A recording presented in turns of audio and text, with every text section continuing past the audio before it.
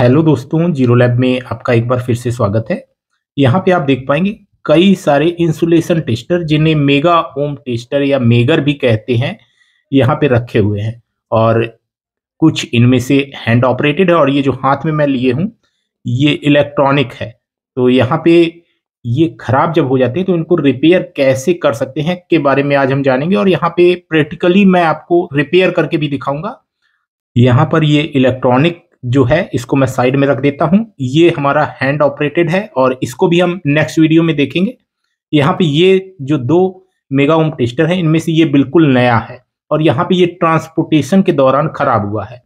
मैं इसको अभी टेस्ट करके दिखाऊंगा। इसके अलावा यहाँ पे एक और आप देख पाएंगे ये भी हैंड ऑपरेटेड है और इसको भी मैं आपको रिपेयर करके दिखाऊंगा। इसमें आप देख पाएंगे यहाँ पे इसका स्केल है और इसको मैं अभी यहाँ पे साइड में रख देता हूँ और हम इस वाले मेगर को सबसे पहले ओपन करके और इसको ठीक करेंगे। तो यहाँ पे ट्रांसपोर्टेशन के दौरान मेगर में क्या कमी आ सकती है, क्या खराबी आ सकती है, इसको पहले देखते हैं। यहाँ पे आप देखेंगे इसमें एक क्रैंक है और यहाँ पे आउटपुट वोल्टेज जो है वो हमको मिलता है जब हम क्रैंक शाफ्ट को घुमाते हैं। तो यहाँ पे इसको घुमाने पे डीसी आउटपुट होता है और ये 500 वोल्ट तक आउटपुट करता है। चलिए मैं इसे आपको टेस्ट करके दिखाऊंगा। यहाँ पे एनालॉग सुई जो है ये हमें मेगा ओम में रीडिंग जो है उसको शो करती है। तो यहाँ पे टेस्ट लीड इस तरह की है इसमें और मैं इसे लगा लेता हूँ। यहाँ पे आप देख पाएंगे अर्थ और लाइन में मैंने टेस्ट लीड जो है इन्हें लगा लिया है और मैं अब आपको यहाँ पे टेस्ट करके दिखाता हूँ आउटपुट वोल्टेज जो है इसका कितना निकल रहा है। और यहाँ पे जब हम ये क्रैंक जो है इसको घुमाएंगे ऐसी स्थिति में मल्टीमीटर में हमें वोल्टेज जो है वो दिखाई देगा। यहाँ पे आप देख पाएंगे मैं मल्टीमीटर की प्रोब जो है उसे एलिगेटर क्लिप के साथ लगा देता हूँ इस तरह से। और इसके बाद हम इसका वोल्टेज जो है वो मेजर करेंगे। डीसी वोल्टेज सेक्शन में मैंने मल्टीमीटर सिलेक्ट कर लिया है और अब हम इसका जो ये क्रैंक है इसे रोटेट करेंगे और हमें यहाँ पे वोल्टेज जो है मल्टीमीटर में शो होगा। यहाँ पे सुई जो है इसकी वो चलती है और उसी से हम ये पता करते हैं कि कितना रेजिस्टेंस है। तो यहाँ पे इस तरीके से मैं घुमा रहा हूँ, मल्टीमीटर में आप वोल्टेज जो है वो देख पाएंगे। इस तरह से जब मैं इसे घुमाऊंगा और वहां पे आप वोल्टेज जो है बढ़ता हुआ देखेंगे। इससे आउटपुट वोल्टेज जो है लगभग 300 वोल्ट निकल रहा है और तेजी से घुमाते हैं तो वोल्टेज और बढ़ेगा। तो इस तरीके से ये आउटपुट में डीसी वोल्टेज आउटपुट करता है और ये 500 वोल्ट तक आउटपुट करता है। यहाँ पे आपको ध्यान देना है कि इसको हाथ से इसकी जो प्रोब है इन्हें टच नहीं करना है। अब हम इसे खोलने वाले हैं और खोल के इसके अंदर जो फॉल्ट है उसको रिपेयर करेंगे। तो यहाँ पे टेस्ट लीड मैं साइड में रख देता हूँ। इसका पॉइंटर जो है वो वर्क नहीं कर रहा है। यहाँ पे आउटपुट वोल्टेज जो है वो तो हमें मिल रहा है। यहाँ पे आप देखेंगे इसमें अभी भी सील लगी है, बिल्कुल नया है। यहाँ पे कुछ स्क्रू लगे हैं, इनको हमें अनस्क्रू करना होगा। तो मैं जल्दी से इनको अनस्क्रू कर देता हूँ। यहाँ पे आप देख पाएंगे मैंने इसके स्क्रू जो है उन्हें अनस्क्रू कर दिया है और इसके बाद अब हम इसे खोल पाएंगे। यहाँ पे इसमें जो ये सील लगा हुआ है इससे हमें निकालना होगा और इसके बाद ही हम इसे ओपन कर पाएंगे। यहाँ पर आप देख पा रहे हैं इस तरीके से मैं इसे धीरे से ओपन कर लेता हूँ। यहाँ पे हमारे जो मेगर होते हैं इनके अंदर कुछ इस तरह का स्ट्रक्चर होता है जैसा कि आप देख पा रहे हैं। और अब हम इसे नज़दीक से देखेंगे उससे पहले मैं इसके कनेक्शन जो है उन्हें खोल देता हूँ। यहाँ पे ये तीनों कनेक्शन हमें खोल देने हैं। तो मैं यहाँ पे इनको खोलने के लिए इस तरह का सोल्डिंग आयरन जो कि पोर्टेबल है इसे आप साइट पे भी ले जा सकते हैं। अगर इलेक्ट्रिसिटी नहीं है और आपको रिपेयरिंग करनी है तो ऐसी स्थिति में ये रिचार्जेबल सोल्डिंग आयरन जो कि पोर्टेबल है वो उपयोग में लाया जा सकता है। और यहाँ पे आप देख पाएंगे कि अब इसमें ग्रीन इंडिकेटर जो है ये इंडिकेट कर रहा है कि अब हम इसे यूज कर सकते हैं। तो चलिए जो वायर हैं उनको हम निकाल देते हैं और मैंने इस सोल्डिंग आयरन पे डिटेल में जो वीडियो बनाया है उसका लिंक मैं वीडियो के डिस्क्रिप्शन और आई बटन में दे दूंगा, आप वो वीडियो देख सकते हैं। यहाँ पे इस तरीके से हमने इसके वायर के कनेक्शन जो है उन्हें निकाल दिया है और अब मैं इस मेगर को आपको नजदीक से दिखाऊंगा। यहाँ पे ट्रांसपोर्टेशन के दौरान ये खराब हुआ है और इसका जो पॉइंटर है वो हमें रीडिंग नहीं दे रहा है। मैं यहाँ पे नजदीक से आपको दिखाता हूँ कि वास्तव में इसमें जो स्केल लगी है यानी जो पैमाना है वो हमारा एक तरह का वोल्ट मीटर होता है और इसमें परमानेंट मैग्नेट लगा होता है। मैं यहाँ पे आपको जूम करके कैमरे को दिखाता हूँ और यहाँ पे इस तरीके की इसकी स्केल है और जिसमें ये पॉइंटर जो है वो मूव करता है। इसमें परमानेंट मैग्नेट लगा है, आप देख पाएंगे स्क्रू ड्राइवर जो है इसके साथ चिपक गया है, तो यहाँ पे परमानेंट मैग्नेट का उपयोग किया गया है। और ये जो मेजरिंग स्केल है वास्तव में ये एक तरह का वोल्ट मीटर होता है और जिसको इस तरह से कैलिब्रेट किया जाता है कि इससे हम मेगा ओम में टेस्टिंग करें। यहाँ पे इसका पॉइंटर जो है ये जाम मुझे लग रहा है, जिसकी वजह से इसका पॉइंटर जो है वो मूवमेंट नहीं कर रहा है। हम इसे नजदीक से देखते हैं तो जो हमारे एनालॉग मीटर आते हैं उसी की तरह दिखने में ये कुछ लग रहा है।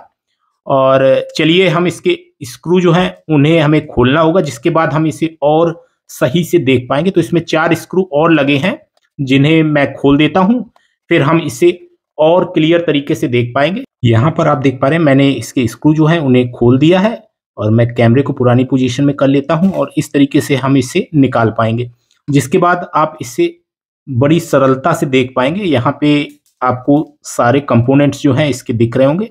यहाँ पे आप देखेंगे कुछ पीएफ कैपेसिटर लगे हुए हैं, कुछ डायोड्स लगे हुए हैं जिनका उपयोग वोल्टेज मल्टीप्लायर की तरह इस सर्किट में किया गया है। और जो क्रैंक है उसके साथ में एक डीसी वोल्टेज जनरेटर लगा हुआ है और उससे डीसी वोल्टेज जनरेट होता है और यहाँ पे मल्टीप्लायर द्वारा वो जो है काफी ज्यादा हाई वोल्टेज में परिवर्तित किया जाता है। यहाँ पे आप नजदीक से इसे देख पाएंगे, इसका स्ट्रक्चर कुछ इस तरह का है और जब हम इसकी क्रैंक जो है उसे घुमाते हैं तो डीसी वोल्टेज जो भी जनरेट होता है उसको इस मल्टीप्लायर सर्किट द्वारा हाई वोल्टेज में परिवर्तित किया जाता है। तो यहाँ पे अब इसका जो इंटरनल स्ट्रक्चर है वो आप देख पाएंगे कुछ इस तरह का है। और यहाँ पे आप देखेंगे जो पॉइंटर है उसमें इस तरह की स्प्रिंग जो है आप देख पाएंगे नीचे साइड भी लगी है और इसी तरह की स्प्रिंग जो है ये हमें ऊपर भी लगी हुई दिख रही है। अच्छा, यहाँ पे आप देखेंगे कि इसकी जो ऊपर साइड की स्प्रिंग है वो फंसी हुई मुझे दिख रही है। यहाँ पे आप देख पाएंगे ये इस तरह से नीचे साइड पे फंस गई है। अच्छा, इसी की वजह से ये पॉइंटर जो है ये जाम है, तो मैं इसे चिमटी की सहायता से निकालने का प्रयास करता हूं। आप देख पाएंगे इस तरीके से हम इसे निकाल देंगे। अब ये काम करना चाहिए। यहाँ पे आप देख पाएंगे कि मैंने इसे निकाल दिया है और अब हमारा पॉइंटर जो है वो अच्छे से मूव कर पाएगा और जो रीडिंग है वो हमें दे पाएगा। और अब हम इसकी टेस्टिंग जो है वो करेंगे कि क्या ये सही हो चुका है। तो मैं इसे ऐसे फिर से लगा लेता हूं और इसके बाद मैं इसे रोटेट करके अभी आपको दिखाता हूं। यहाँ पे आप देखेंगे मैं इसे रोटेट करता हूं तो आप देखेंगे इसमें एक इंडिकेटर जो है वो ग्लो करता हुआ हमें दिख रहा है। इस जगह पे इंडिकेटर जो है ये लगा हुआ है और जब हम इसे रोटेट करते हैं तो ये ग्लो करता है। यहाँ पे आप देख पाएंगे इस तरीके से ये ग्लो कर रहा है। तो ये जो इंडिकेटर है ये आप देख पाएंगे नीचे इस तरह का लगा हुआ है। नियॉन लैंप इंडिकेटर जो है यहाँ पे लगा हुआ है और वही हमें इंडिकेट करता है कि हाई वोल्टेज जो है वो जनरेट हो रहा है। ये नियॉन इंडिकेटर है और जब हम इसका क्रैंक जो है उसे घुमाएंगे ऐसी स्थिति में वो हमें ग्लो होता हुआ दिखाई दे रहा है, तो जिससे हमें ये पता चल जाता है कि हाई वोल्टेज जो है वो जनरेट हो रहा है। चलिए अब हम इसे टेस्ट करते हैं। इसका पॉइंटर जो है वो अभी भी सही नहीं हुआ है, तो उसे हमें थोड़ा सा एडजस्ट करना होगा, जिसके बाद हम इसे सही कर पाएंगे। तो यहाँ पे आप देख पा रहे हैं मैं इसे सही करने की कोशिश कर रहा हूँ, लेकिन अभी ये सही से मूवमेंट जो है वो नहीं कर रहा है, चूंकि स्प्रिंग जो है इसकी फंस गई थी। ऐसी स्थिति में उतना अच्छा मूवमेंट पहले की तरह नहीं हो पाएगा।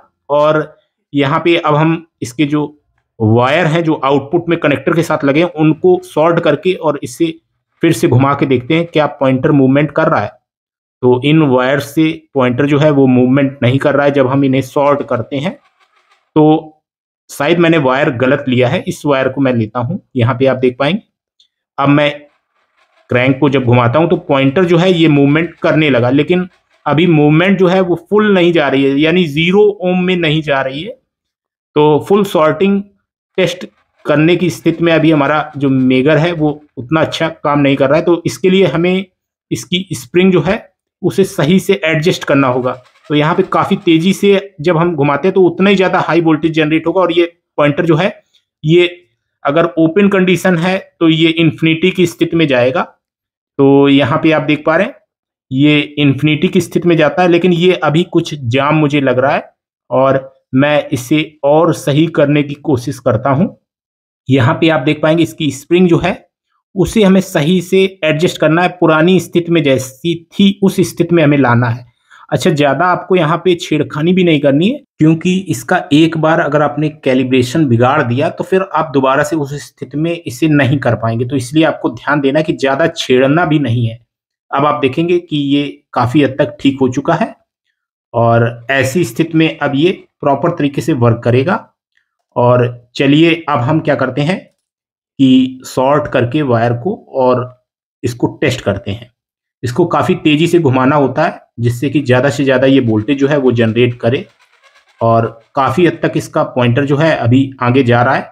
हमें थोड़ा सा सेटिंग जो है और करनी होगी, और जिसके बाद अब हम इसे फिर से एक बार टेस्ट करते हैं और क्रैंक को इसकी तेज़ी से घुमाना होता है। यहाँ पे आप देख पाएंगे कि अब ये पॉइंटर जो है अपनी फुल मूवमेंट की स्थिति में चला जाता है। तो इस तरह से इसका पॉइंटर जो है जो जाम था उससे हमने फ्री कर दिया है। चलिए अब हम इसे पहले की तरह फिट कर देते हैं, और जिसके बाद अब हम आगे की टेस्टिंग करेंगे। यहाँ पे टेस्टिंग कैसे करते हैं कि हमारा मेगर जो है वो सही है, वो अब मैं बताऊंगा। यहाँ पे हम इसके टर्मिनल जो है उनके साथ वायर जो है उन्हें कनेक्ट करने वाले हैं।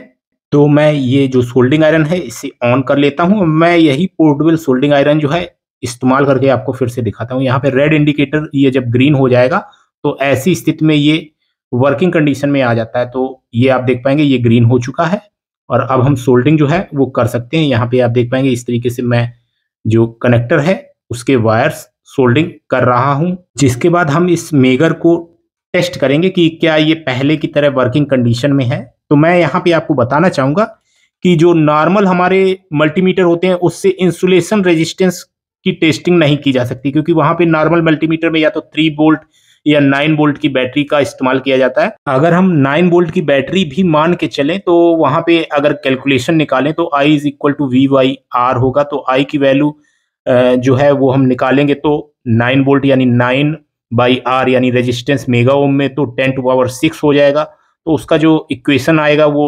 9 × 10⁻⁻6 आएगा। तो यहाँ पे काफ़ी कम करंट जो है वो जनरेट होगा, जिसकी वजह से एक्यूरेसी जो है वो हमें सही नहीं मिलती। इसलिए हम इस तरह के मेगर टेस्टर का उपयोग करते हैं जिसमें हाई वोल्टेज जनरेट होता है, और यहाँ पे करंट भी है जो वो काफ़ी अच्छा जनरेट होता है। ऐसी स्थिति में टेस्टिंग जो है वो काफ़ी एक्यूरेट आती है। तो इस वजह से हम मेगर का इस्तेमाल करते हैं इंसुलेशन रेजिस्टेंस को नापने में। तो इस तरीके से मैंने इसे पहले की तरह फिट कर दिया है, और अब हम इसकी टेस्टिंग जो है वो करने वाले हैं। तो यहाँ पे अब हम इसकी टेस्टिंग के लिए मल्टीमीटर को यूज़ करेंगे। पहले मल्टीमीटर में वोल्टेज देखेंगे कितने वोल्टेज ये जनरेट कर रहा है। तो यहाँ पे प्रोब जो है अब हम अटैच कर रहे हैं, और एलिगेटर क्लिप जो है इसे हम मल्टीमीटर की प्रोब के साथ कनेक्ट करते हैं। जिसके बाद हम अपने मल्टीमीटर को डीसी वोल्टेज सेक्शन में लगा के और इसका वोल्टेज जो है उससे मेजर करेंगे कि कितने वोल्टेज ये आउटपुट कर रहा है। जितनी तेजी से आप क्रैंक शाफ्ट को घुमाएंगे उतना ही ज़्यादा वोल्टेज यहाँ पे जनरेट होगा। तो यहाँ पे आप देख पा रहे हैं लगभग 450 वोल्ट के करीब जो है ये वोल्टेज जनरेट कर रहा है। तो इस तरह से ये जो है अच्छा वोल्टेज जनरेट कर रहा है जितना इसको जनरेट करना चाहिए। और अब हम इसकी एक और टेस्टिंग करते हैं। यहाँ पे सॉल्ट करके इसकी टेस्टिंग करते हैं। आप देखेंगे कि इसका जो पॉइंटर है वो अच्छे से मूवमेंट कर रहा है। और अब हम क्या करते हैं कि यहाँ पे एक कैपेसिटर को भी चार्ज करके यहाँ पे देखते हैं कि क्या ये कैपेसिटर जो है चार्ज होता है। 10 माइक्रोफैरड का ये कैपेसिटर है जिस पे वोल्टेज रेटिंग 450 वोल्ट लिखा हुआ है। तो इस तरीके से अब हम कैपेसिटर जो है उससे एलिगेटर क्लिप के साथ अटैच कर देते हैं। जिसके बाद हम इसका क्रैंक शाफ्ट जो है उसे तेजी से घुमाएंगे, जिससे कि इसका कैपेसिटर जो है वो अगर अच्छे से चार्ज हो जाएगा, अच्छा स्पार्क शॉर्ट करने पे जनरेट करेगा। तो यहाँ पे ये हमारा जो मेगर है ये बिल्कुल ठीक हो चुका होगा। यहाँ पे अब हम इसे शॉर्ट करने वाले हैं। यहाँ पे आप देखेंगे कि मैं इसे शॉर्ट करता हूँ, काफी अच्छा स्पार्क और आवाज आपको सुनाई दी होगी। तो इस तरह से अब हमारा मेगर जो है ये बिल्कुल ठीक हो चुका है। तो ऐसे ही आप मेगर जो है उसे ठीक कर सकते हैं। तो उम्मीद करता हूं कि आज का वीडियो जो है ये आपके लिए हेल्पफुल रहेगा। आज के वीडियो में इतना ही। Thanks for watching. Have a nice day.